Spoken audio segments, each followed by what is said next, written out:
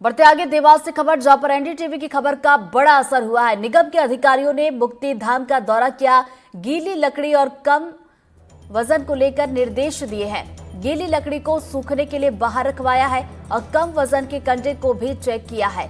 तो गीली लकड़ी और कम वजन के कंडे नहीं रखने के निर्देश दिए गए हैं और साफ सफाई के भी निर्देश यहां पर अधिकारियों ने दे दिए हैं। तो पहले मुक्ति धाम में गीली लकड़ी दी जाती थी और इस खबर को एनडीटीवी ने प्रमुखता के साथ दिखाया था, जिसके बाद इसका असर भी देखने को मिला है।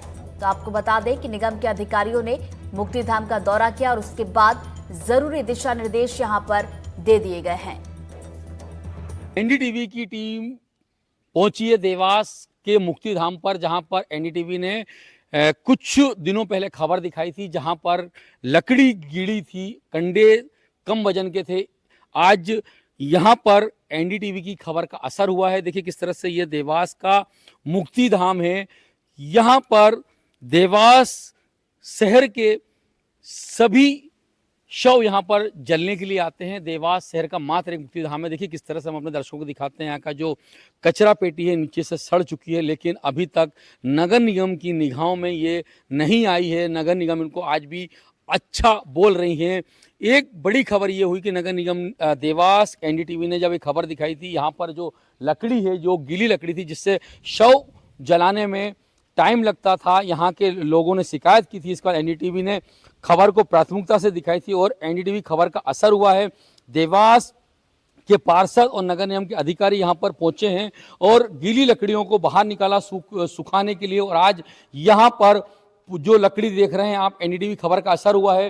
पूरी लकड़ी, सूखी हुई लकड़ी यहाँ पर रखी है ताकि जो शव यहाँ पर आए, वो यहाँ पर जो गीली लकड़ी थी उनसे शव जलाने में टाइम लगता था और लकड़ियों में पानी भी छोड़ता था, लेकिन अब यहाँ पर पूरी सूखी लकड़ी है। पहले किस टाइप की लकड़ी थी यहाँ और अब क्या लकड़ियाँ हैं, पूरा विस्तार से बताएं आप। पहले यहाँ पर जो ठंडी लकड़ी थी, वो शीत लहर की वजह से ठंडी लकड़ी थी, उससे थोड़ी परेशानी आ रही थी।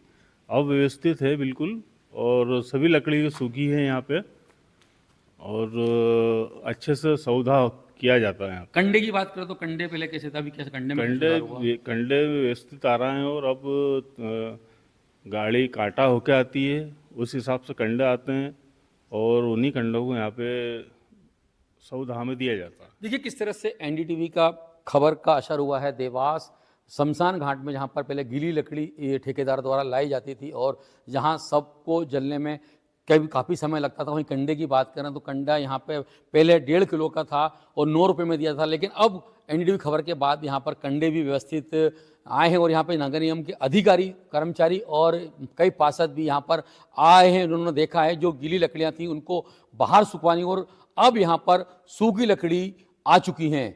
मेरे कैमरा सहयोगी पप्पू चौहान के साथ अरविंद चौक से एनडीटीवी देवास।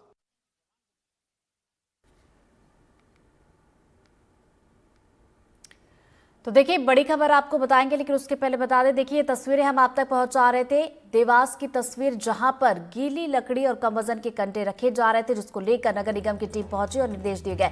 और देखिए इस बीच बिलासपुर से बड़ी खबर, मुंगेली स्टील प्लांट हादसे से जुड़ी अपडेट। रेस्क्यू ऑपरेशन पूरा कर लिया गया है। तीनों मजदूरों के शव बाहर निकाल लिए गए हैं। तो करीब 40 घंटे तक रेस्क्यू चला और तीनों शवों को पोस्टमार्टम के लिए बिलासपुर सिम्स भेज दिया गया है। एनडीआरएफ, एसडीआरएफ और प्रशासन ने 40 घंटे ये रेस्क्यू चलाया।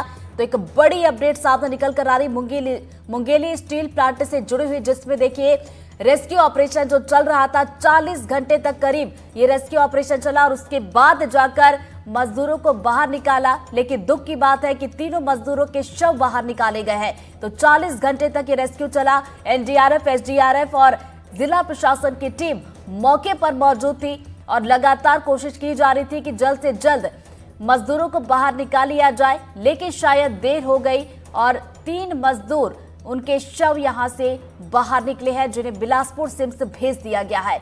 तो बड़ी अपडेट यहां पर सामने निकल कर आ रही है। बता दें कि यहां पर चिमनी गिरने से पूरा हादसा हुआ था। एक मजदूर की पहले ही मौत हो चुकी थी और उसके बाद 3 मजदूर यहां पर दबे हुए थे, जिन्हें निकालने के लिए एसडीआरएफ, एनडीआरएफ और प्रशासन की टीम मौके पर थी। लेकिन कई सवाल इसमें देखिए खड़े भी हुए। जांच का विषय है। हालांकि देखिए अभी की बात की जाए तो बड़ी अपडेट सामने निकल कर आ रही है कि करीब 40 घंटे तक जो रेस्क्यू चला उसे अब पूरा कर लिया गया है, लेकिन यहां पर मलबे के अंदर जो 3 मजदूर दबे हुए थे उन्हें सही सलामत बाहर नहीं निकाला जा सका और यहां पर 3 मजदूरों के शव निकाले गए हैं और बिलासपुर सिम्स भेजा गया है। तो बड़ी खबर यहां पर सामने निकल कर आ रही है और देखिए हादसे में लापरवाही की तस्वीर, लापरवाही के आरोप लगे और देखिए जब ये रेस्क्यू पूरा हुआ है उसके बाद वो तस्वीर जो शायद परिजन नहीं देखना चाहते थे, क्योंकि देखिए जो परिजन है मजदूरों के वो यही इंतजार कर रहे थे कि उनके अपने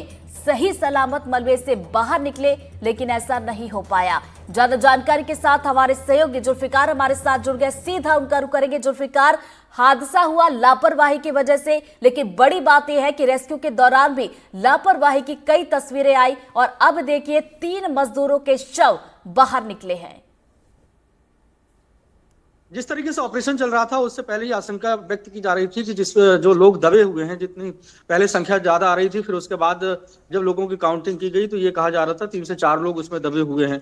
तो उसके बाद से जिस तरीके से ऑपरेशन चल रहा था और जो ऑपरेशन में लगी हुई जो क्रेन थी उसके पहले केबल टूटना, फिर एम्बुलेंस खराब वहां पे पहुंचना और इस तरीके की व्यवस्था न कर पाना, क्योंकि 40 घंटे का ऑपरेशन बहुत लंबा ऑपरेशन होता है। ये ऐसी जगह पे ऑपरेशन है क्योंकि देखे वो फैक्ट्री में जो साइलोस था, जो बड़ा सा कंटेनर होता है वो टूट कर गिर जाता है और उसके नीचे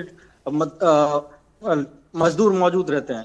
लेकिन इसके बाद जिस तरीके से जिला प्रशासन ने काम करना शुरू किया तो कहीं ना कहीं इस बात को लेकर अंदेशा व्यक्त किया जा रहा था कि इसमें देरी हो रही है और देरी का खामियाजा भुगतना पड़ता है। और अंत में जब 40 घंटे के बाद ऑपरेशन कंप्लीट हुआ और वहां से साइलोस को और मलबे को हटाया गया तो उस घर से 3 शव बरामद किए गए हैं।